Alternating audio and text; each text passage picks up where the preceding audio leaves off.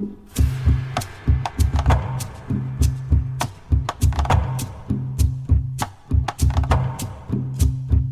en arrivons maintenant à la deuxième partie de notre débat. Tout le monde va reparler à nouveau, mais je suis obligé de faire avancer un peu la machine en termes de timing. La deuxième partie de notre débat, messieurs, dames, est consacrée à l'instauration du RSA et du RSI en Polynésie française, ce qui constitue une des solutions majeures défendues par le collectif Carton Rouge. Alors, la définition très rapidement du RSA. Après, je demanderai à M. Taufa de nous donner une définition succincte du RSI. En ce qui concerne le RSA, il s'agit en fait d'assurer un revenu minimum aux personnes qui sont sans ressources ou aux personnes qui ont des revenus limités. On reviendra ensemble sur le détail. Un extrait très rapide de la lettre adressée aux Polynésiens par le président candidat Sarkozy, je le cite, « La solidarité doit s'appliquer partout, partout, c'est un droit ». Parlons-nous de ce droit, parlons de ce droit. Pierre-Marc Pézigny en synthèse. C'est quoi? Le RSA, c'est quoi?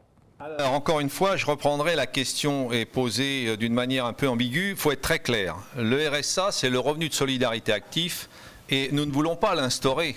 Il est de droit. C'est-à-dire que la Constitution française prévoit que tout Français doit toucher le minimum pour vivre décemment, c'est-à-dire ne pas être en dessous du seuil de pauvreté. C'est l'assurance chômage au niveau national. C'est pas tout à fait l'assurance chômage, c'est plutôt une indemnisation pour endiguer le désastre qu'engendrent les économies lorsqu'elles tombent. C'est une manière de dire un individu français doit vivre dans l'honneur, c'est-à-dire le revenu social actif qui est dû à toute personne qui vit sous la bannière égalité, fraternité, liberté, c'est-à-dire la France. Nicolas Sarkozy l'a rappelé, la solidarité doit s'exprimer en Polynésie. Autrement dit, les 50 000 francs qui sont dus à toutes les familles et à toutes les personnes qui vivent en dessous du seuil de pauvreté, et il y a 30% de ces familles à Tahiti. En Polynésie, combien de personnes ça représente, les personnes qui vivent en dessous du seuil de pauvreté? 80 000. 65 000. Voilà, bon. Une personne sur 4. Moi je dirais même à 50... Est-ce que ce chiffre existe ailleurs dans le Non, non, ça n'existe pas. Il n'y a aucun territoire français où il n'y a pas. En Guyane Non, même pas. Dans l'Hexagone. Tu veux dire qui sont sous le oui, dans la même situation de seuil de pauvreté. Oui, mais des dispositifs existent. Sans dispositif. Voilà. Nous sommes les seuls où il n'y a pas de dispositif. Non, mais c'est impensable. Avec la Nouvelle-Calédonie. C'est impensable. Non, parce que la France est quand même un des pays les plus riches au monde. Attendez. Vous avez la parole. Vas-y. Non, mais ce que je veux dire par là, c'est que ici en Polynésie, un de nos sœurs ou des frères est au-dessous du seuil de la pauvreté, c'est-à-dire ceux qui touchent moins de 50 000 francs par mois. Pour moi, c'est impensable dans un pays riche comme la France. Et ici en Polynésie, c'est pour ça que je disais tout à l'heure à Madame Sandra, est-ce qu'elle a mesuré aujourd'hui le niveau de pauvreté dans ce pays? Parce que moi, ce que je veux dire, c'est que dans tous les quartiers aujourd'hui, quand on voit par exemple cette population qui est là, il y a une vraie fracture sociale. Et cette fracture sociale, ça va exploser un jour. Hein. Cette explosion sociale, elle est prête. C'est pour ça que Carton Rouge, aujourd'hui, demande à ce que la nation, à ce que l'État puisse aujourd'hui contribuer à cette, solution. Pour vous, M. Tétouanoui, le RSA doit être financé par qui? Par l'État. Par l'État. À quelle hauteur? Comment? Par qui c'est géré? Quels sont les montants? Comment ça se calcule? C'est géré par la solidarité nationale. C'est-à-dire par l'État. Tout à fait. Et la police. Alors, si, au niveau du territoire, nous payons la contribution, nous alimentons le RSA en métropole par nos cotisations. Oui, les Polynésiens. Ah, tout à fait. Alors, non seulement on participe à l'instauration du RSA en métropole, et une partie de tout ce que nous reversons va dans la caisse du RSA de la solidarité nationale. Non, pas du tout. Question précise. La fiscalité locale est affectée au budget du pays. Absolument. S'il vous plaît. Qui, en France métropolitaine, a accès à cette aide et qui, selon votre projet, y aurait accès en Polynésie? Un Algérien, un Arabe, un étranger a le droit sur le sol français au RSA, tout à fait. Donc vous pouvez être étranger en France métropolitaine? Un Polynésien qui arrive en France doit toucher le RSA, oui. Non. Mais en France, un étranger, quelle que soit sa nationalité... il touche le RSA. Le Polynésien est français, a priori. Non, c'est exactement ce que je veux dire. Ce que je veux dire, c'est qu'en France métropolitaine, un étranger qui arrive en France métropolitaine, il peut toucher un RSA. Bien sûr. Et un Français polynésien en Polynésie ne le touche pas. Non. Alors, ça vous inspire ça quoi? Alors, représentante il faut à savoir. l'Assemblée. Voilà. Non, mais répondez bien à ma question. Oui, oui, Est-ce qu'il n'y a pas là une rupture de l'égalité des citoyens français entre eux? Tout d'abord, il faut savoir que le RSA est financé pour partie par le département et pour partie par l'État. Donc il y a un cofinancement. Si ça devait se faire en Polynésie, ça voudrait dire qu'il y aurait un financement État-pays. Paritaire. Paritaire, exactement. Et là, le pays ne peut pas.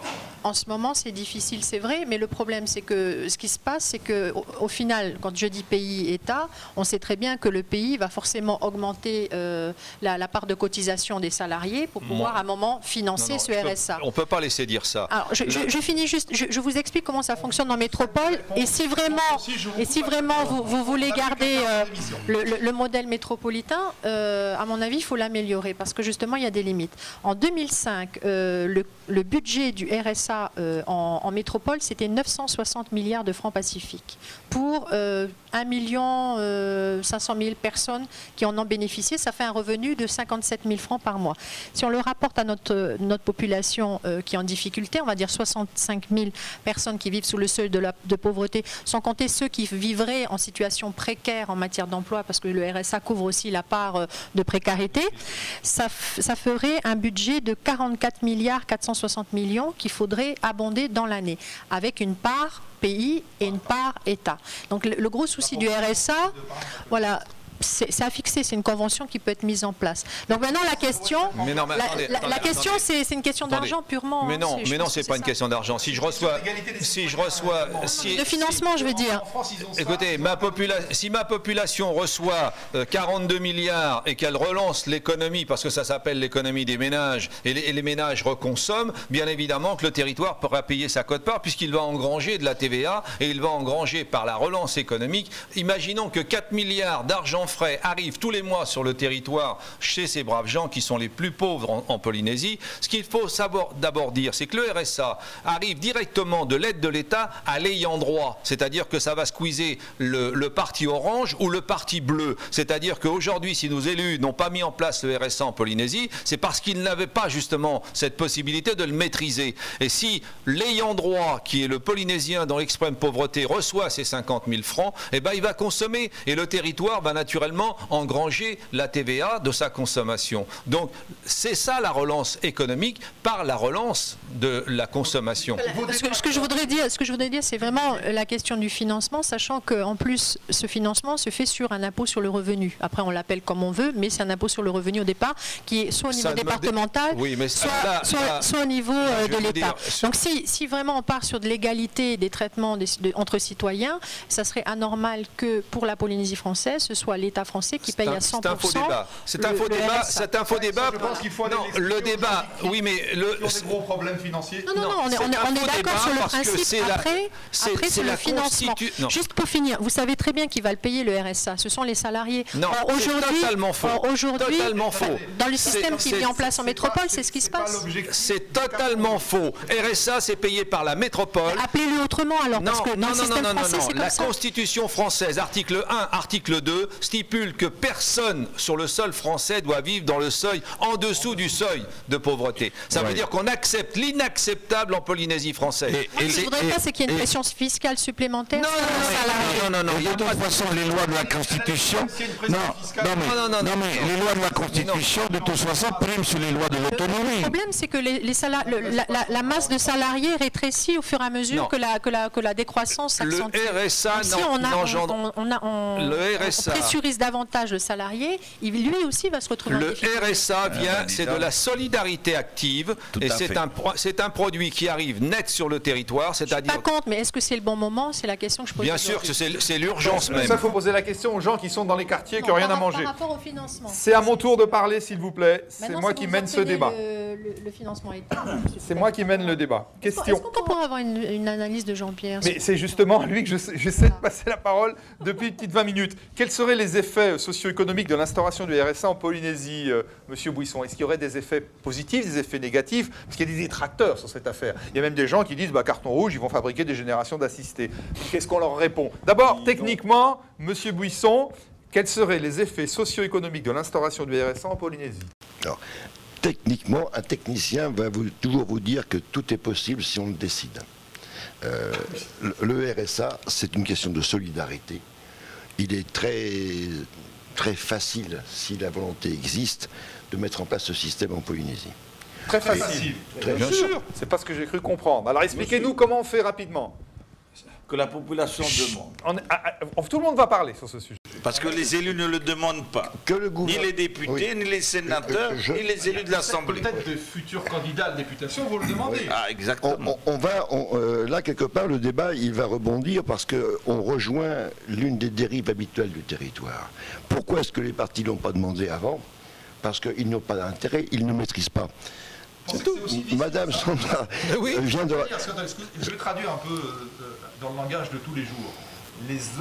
Sans citer un parti spécifique. Donc les majorités qui se sont succédées, on pouvait mettre en place cette aide qui sortirait de l'embarras.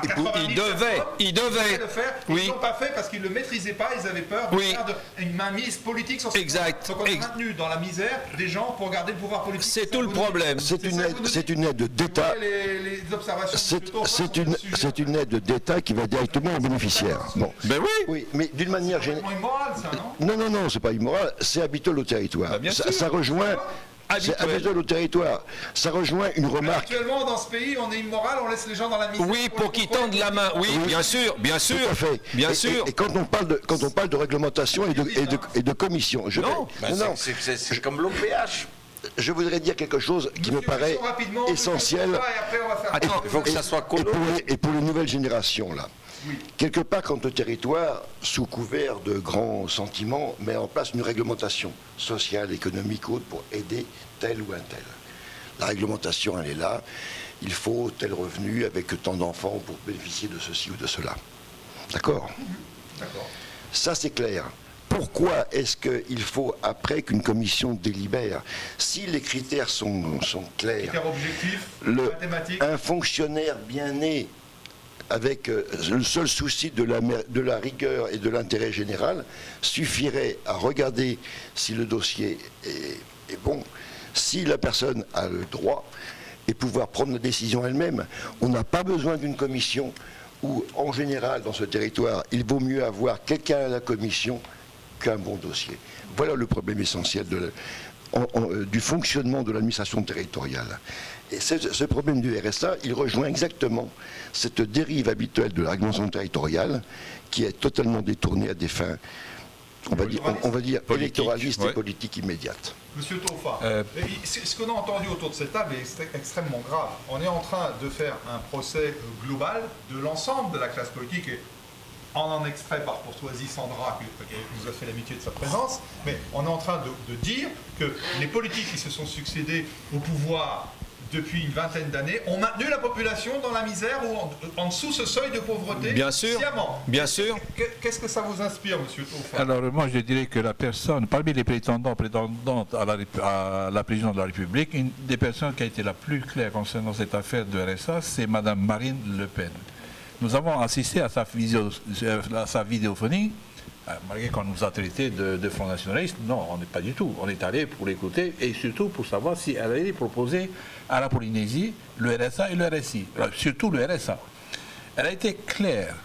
Elle a dit, si demain c'est moi, je mettrai en mesure d'urgence le RSA chez vous. C'est la seule qui a dit ça? C'est la seule candidate? C'est la seule parmi tous ceux. Bon, alors, ce qui veut dire... ça veut dire quoi? C'est objectivement, c'est ce qu'elle a dit. Oui. Ça veut dire quoi? Ça veut dire que c'est pas difficile de la mettre, puisqu'elle a parlé devant tous les Français et à travers l'international. Donc, elle n'a pas dit ça pour rien. Je pense qu'objectivement, on ne peut pas être contre le RSA. C'est juste je vais finir. Il nous reste 15 minutes d'émission, donc ça va être intraitable sur le fait que vous expliquez avec beaucoup de concision. Et là, elle a ajouté en disant que l'étranger, 200 000 qui entrent en France tous les années, il n'y a déjà pas de travail en France, donc automatiquement, ils vivent dans la misère. Et c'est le RSA qui vient les soutenir. Donc le RSA aussi est donné à ceux qui sont des étrangers. Monsieur Taufa, c'est que vous pensez que c'est anormal qu'on le donne à des étrangers et qu'on ne le donne pas à des Français de Polynésie. C'est pour ça que Marine Le Pen, c'est pour ça que Marine Le Pen a dit. Ou vous êtes des Français à part entière, ou alors vous êtes des Français entièrement à part. Alors, on va passer la parole 2 minutes à nos amis de Carton Rouge. On est tous Et ensuite, on va embrayer sur d'autres choses. Je m'excuse, on n'a que 15 minutes. Est-ce qu'on peut passer un micro à l'arrière, s'il vous plaît? Soyez pas égoïste, il faut le prêter. Tu veux prendre la parole? Tu veux prendre la parole? Ah, faut pas être timide, hein. Bon. On est en famille. Alors, cette histoire du RSA, on vient de comprendre, on vient de nous expliquer, on le croit, on le croit pas, mais c'est ce qu'on a entendu autour de cette table, que la classe politique a maintenu d'une façon délibérée le fait de ne pas appliquer le RSA pour contrôler l'électeur et pour maintenir les gens dans la misère. Est-ce que ça vous dit quoi, ça? Écoutez, ça fait plus de 20 ans que ça dure. Donc, je pense que le RSA, il est temps qu'on l'ait en Polynésie. Bon, c'est très clair. C'est très clair, merci. Et Gaston, Pierre, et après on va parler un petit peu du RSI, si vous le souhaitez. Mais ce que je voudrais dire, c'est que les arguments avancés par nos politiques depuis toujours, c'est de dire que la mise en place de ce système de solidarité, ça va faire des paresseux. Mais oui, ça c'est vos détracteurs. Vos détracteurs disent précisément, M. Tétouani, je l'ai vu sur Facebook et sur le site, c'est que bon, bah, avec ce RSA, vous allez fabriquer des générations d'assistés, et encore je suis poli, des gens qui vont se complaire dans l'assistanat et ne vont pas travailler. Bon, voilà. C'est pour ça que la question a été à moitié répondue par M. Bouisson sur les effets socio-économiques. Mais il y a une différence entre les paresseux et les pauvres. Et ici en Polynésie, on a maintenu justement une classe d'élite ou une classe de profiteurs et qui fait à peu près 30% de la population. Et il y en a 70% aujourd'hui de la population, dont les chiffres sont alarmants, qui sont dans la pauvreté. Et cette solution avec le RSA, c'est quelque chose qui va venir abonder non seulement l'économie du pays, mais aussi ça va venir alléger un peu plus le malheur. Parce que je ne vois pas aujourd'hui, venant de l'Assemblée, un développement social, si ce n'est que de critiquer de ce qui se passe aujourd'hui avec les bons, comment on appelle, les bons alimentaires. Hein, bon, et la multiplication. Économiquement, quels peuvent être les effets positifs de l'instauration du RSA en Polynésie? Est-ce que je peux poser une question à M. Bouisson?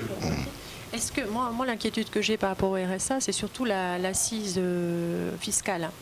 Et est-ce que, vu ce que j'ai lu du système en métropole, apparemment cette assise fiscale repose sur l'impôt sur le revenu, un impôt sur le revenu. Est-ce que vous pensez que ça sera, enfin a priori, que ça sera une obligation de le mettre en place comme ça, sachant que Mayotte, là dernièrement, qui était un territoire d'outre-mer, est passé en DOM, et parce que c'est un DOM et parce qu'ils sont soumis à l'impôt sur le revenu, ils ont le RSA.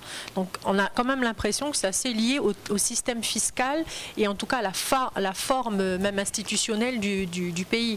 J'ai l'impression que si on demande le RSA, peut-être qu'ils nous demanderont aussi de passer en département. Et après, ça sera une autre question. Non, ça fait peut-être partie de la question. C'est un peu les inquiétudes que j'ai. De façon concise, s'il vous plaît, faites un effort. Et après, William va nous parler du RSI. Et après, on arrivera au terme de l'émission. Que le cofinancement du RSA entre l'État et les collectivités soit assise plus ou moins sur l'impôt sur le revenu n'est que secondaire. Il faut bien savoir que, budgétairement parlant, l'ensemble des recettes tombent dans la même caisse. Bon, même si un certain nombre de recettes peuvent être affectées à tel type de dépenses, ce n'est pas une obligation. La Nouvelle-Calédonie et Mayotte, bon, il se trouve effectivement que dans l'une et l'autre, on a un impôt sur revenu. Ceci étant, quelque part, on ne peut pas comparer quand même l'impôt sur revenu à Mayotte, sans que je sache bien de quoi il retourne, par rapport à celui de la métropole. J'imagine qu'à Mayotte, l'impôt sur revenu, ça doit être rapidement, Jean-Pierre, une frange extraordinaire. De toutes les manières, indépendamment de toute considération d'origine fiscale. Ce n'est qu'une question de volonté politique. Et si en Polynésie, il n'y a pas d'impôt sur le revenu pour faire le pendant d'eux, la collectivité territoriale prendra les mesures nécessaires. Le cas échéant, on peut transposer effectivement un petit prélèvement sur la CST supplémentaire. C'est ça aussi la solidarité. Jean-Pierre, je m'excuse, mais... Merci Jean-Pierre. La solidarité ne peut pas être aujourd'hui discutée lorsqu'on en a besoin. C'est tout. Alors, on met en place le RSA et on trouvera après les solutions. Mais les gens qui ont besoin de manger aujourd'hui et qui ont besoin de payer leur facture d'électricité, ils doivent recevoir par la Constitution française le minimum des 50 000 francs. Point à la ligne. Je suis d'accord, mais je ne souhaite pas que ce soit le salarié qui travaille, qui soit pressurisé. En France, c'est payé par l'État français. Prélevé sur des taxes sur le revenu. L'État français, c'est payé sur le budget de l'État français. Qui est prélevé sur le revenu des salariés. Mais je m'en fous, c'est la France qui doit venir payer. À un moment donné, c'est le contribuable qui paye aussi. Mais non! Ce sera anormal, quelqu'un qui gagne... Moi, je vais être clair avec vous. Sur le RSA, j'y suis plutôt favorable. Par contre, pas le système métropolitain tel que... Mais on l'aménagera, on l'aménagera. Merci. Monsieur Tofa, vous avez 2 minutes pour défendre le RSI selon carton rouge. Ensuite, on a... Et si on divisait leur salaire par 5 après pour donner... Non. S'il vous plaît, on est obligé d'aller vite parce que après... Mais que le mien, pas celui des autres. Hein. Et maintenant sur le RSI. Alors, le RSI, c'est le revenu social des travailleurs indépendants. C'est ça. Oui. Donc, alors qu'est-ce que c'est? Comment ça marche? À qui on bénéficie? Alors, ceux qui bénéficieront de ce RSI, ce sont tous ceux qui n'ont pas été salariés. Alors ça s'adresse aux copropriétaires, aux agriculteurs, aux pêcheurs, aux plombiers, à l'électricien, parce que tous les entrepreneurs n'engrangent pas quand ils ont commencé à travailler jusqu'à la fin de leur vie. Mais ce qui est triste aujourd'hui, c'est que tous ces entrepreneurs qui ont payé la patente, pas seulement la patente, mais qui ont payé la retraite de ces salariés, et quand il arrive à la fin du rouleau, il doit se contenter d'un minimum de vieillesse. C'est-à-dire que les salariés ont la retraite, les salariés que les entrepreneurs payent la retraite, et le patron, il n'a rien. Normalement, le patron, c'est normalement plus riche que le salarié. Et en fin de vie, c'est le salarié qui est plus riche que le patron. Alors, c'est pour ça qu'aujourd'hui, nous disons très haut qu'il faut mettre le RSI, et c'est de l'argent facile, parce que là, il n'y a plus d'État là-dedans. Ce n'est pas l'État qui décide, ce sont les entrepreneurs de France qui ont cotisé des années et des années, qui ont aujourd'hui un excédent dans la caisse de 9 milliards d'euros, qui est égal à 1080 milliards CFP. Ils sont venus l'année dernière, ils ont mis en place avec la mutuelle Tourvora, qui est une mutuelle de santé aujourd'hui, ils ont ouvert un département qui va s'appeler Mutuelle des travailleurs indépendants, donc, qui pourront bénéficier de ce régime du RSI. Ils l'ont mis en place et des investisseurs ont mis de l'argent, etc. Mais pour faire fonctionner, il fallait l'aval du territoire. Et ils l'ont eu ou pas? Non, sous le coude. Mais imaginez, c'est toujours du clientélisme, parce que pourquoi 30 000, imaginez que 30 000 entrepreneurs passent, je ne sais pas moi, plus à gauche ni à droite, mais au centre. Ils sont 30 000. Alors, c'est énorme. C'est énorme. Alors, ils l'ont mis sous le coude. Donc vous accusez M. Tofa aujourd'hui, encore une fois, je suis désolé, les politiques de ne pas permettre ou de ne pas avoir favorisé l'instauration du RSI qui existe en Nouvelle-Zélande. C'est pour ça que nos cartonnettes ont pris leur courage d'aller faire signer cette pétition-là, parce que dans cette pétition-là, c'est de dire à celui qui ne veut pas signer justement cet argent facile qui pourrait tomber demain, parce qu'ils sont venus pour la mettre en place, il faut 3 mois. Alors, en plus, la Nouvelle-Calédonie en bénéficie aujourd'hui, depuis janvier 2012. Pourquoi? Parce que la politique chez eux, c'est pas politicienne.